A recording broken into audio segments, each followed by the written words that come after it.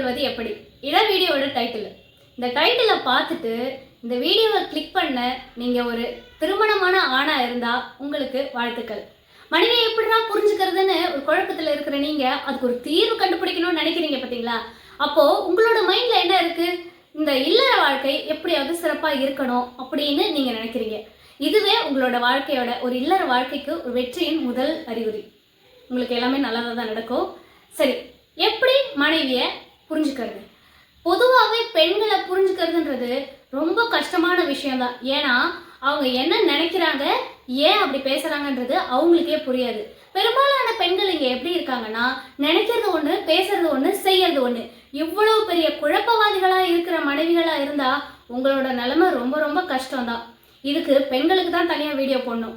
இருந்தாலும் உங்களுக்கு சில விஷயங்கள் சொல்லணும் அப்படின்னா, பெண்களோட எதிர்பார்ப்பு ரொம்ப சின்னதுதான். சின்ன விஷயங்களை அவங்களுக்கு செஞ்சுட்டு கொடுத்தீங்கன்னா அவங்க ரொம்ப சந்தோஷமாயிடுவாங்க. பெருசாக நகை எடுத்து கொடுக்கணும், புடவை எடுத்து கொடுக்கணும் அப்படின்னெல்லாம் கூட அவங்க நினைக்கிறத விட ரொம்ப கஷ்டப்பட்டு வீட்டு வேலைகளெல்லாம் செஞ்சுக்கிட்டு இருக்கேன், அதில் கொஞ்சம் பங்கு எடுத்துக்கிட்டா இன்னும் நல்லா இருக்கும். ஆனால் அதை அவங்க சொல்லவே மாட்டாங்க. இவ்வளோ பக்குவமாலாம் சொல்ல மாட்டாங்க. காலையிலேருந்து இங்கே வேலை செஞ்சு சாவுறேன், எதையாவது கண்டுக்கிறியா நீ பாட்டு கிளம்பி போற, இப்படித்தான் பேசுவாங்க அவங்க. அதனால இப்படி பேசுறதுக்கு பின்னாடி என்ன இருக்கு? சரிம்மா, உனக்கு என்ன வேணும்? ஒன்றும் நீங்கள் பெருசாக செய்ய வேண்டாம், ஒரு பாத்திரம் கழுவி கொடுத்தா கூட பெரிய விஷயமா தான் அவங்க நினைப்பாங்க. ஆனால் இதெல்லாம் ரியலைஸ் பண்ணவும் நீங்கள் தான் சொல்லிக் கொடுக்கணும். இதெல்லாம் நீங்கள் தெளிவாக பேசவும் நீங்கள் இருந்து சொல்லிக் கொடுங்க. நிறைய பெண்கள் எப்படி பேசணும்னு தெரியாம தான் இருக்காங்க. பல தடவை பெண்களோட மூட் ஸ்விங் எப்படி இருக்குன்னா, அன்னைக்கு யாரோட ஹஸ்பண்டாவது ரொம்ப ஸ்பெஷலாக கிஃப்ட் கொடுத்துருப்பாங்க, இல்லை அவங்க ஏதாவது படம் பார்த்துருப்பாங்க, பெண்கள் வீரியமாக எழுந்து வாங்க அப்படின்ற மாதிரி.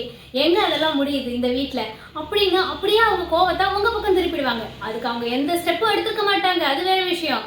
ஆனால் கோவத்தை முதல்ல உங்க பக்கம் திருப்பிடுவாங்க. அவங்க அன்னைக்கு என்ன படம் பார்த்தாங்களோ, என்ன வீடியோ பார்த்தாங்களோ உங்களுக்கு எப்படி தெரியும்? பாவம், கஷ்டப்பட்டு முழிக்கிறது நீங்க தானே. சில சமயம் பெண்கள் கணவர்கிட்ட எதிர்பார்க்கறது, வீட்டுக்குள்ள வந்த உடனே காலையிலேருந்து என்ன பண்ண, இது ஏன் இப்படி இருக்கு, அது ஏன் இப்படி இருக்கு அப்படின்ற கேள்வியை பார்த்தாலே அவங்களே ஒரு நல்ல மூட்ல இருந்தாலும் கூட நீங்க இப்படிப்பட்ட கேள்விகள் கேட்கும் போது ரொம்பவே அப்செட் ஆயிடுவாங்க. இன்னொன்னு, பல நேரம் பெண்கள் கத்துறதுக்கு பின்னாடி என்ன தெரியுமா இருக்கு?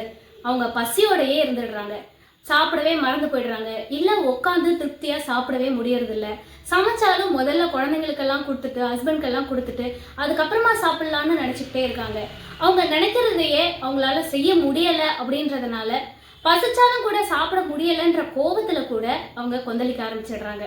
இன்னும் நிறைய இருக்குது. அடுத்தடுத்த வீடியோக்களில் பின்னாடி பார்க்கலாம்.